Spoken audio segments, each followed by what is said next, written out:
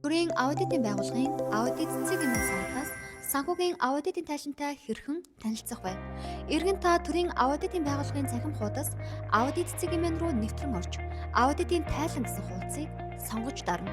Системд амжилттай нэвтэрсний дараа дэлгэцийн зүүн талын хайх хэсгээс аудитын тайланд түлхүүрүүгээр шууд хайх боломжтой.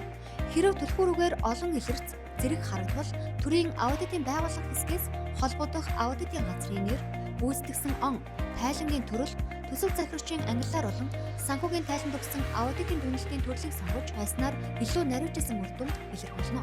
Хайлтын үр дүнд санхүүгийн аудитын тайланд татан авч эсвэл өөрийн нэвтэрсэн төхөөрөмжийн дэлгэцээр гүйлгэн харж аудитын дүгнэлт, илэрсэн түвшлийн талаарх мэдээллийг бүр авах боломжтой.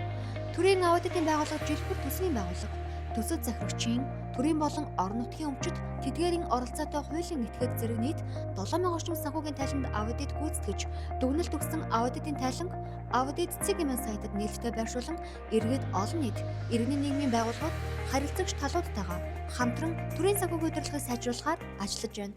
Аудитын шийдвэрийн хэрэгжилтийг хангуулахад хамтарч ажилласан иргэн танд баярлалаа.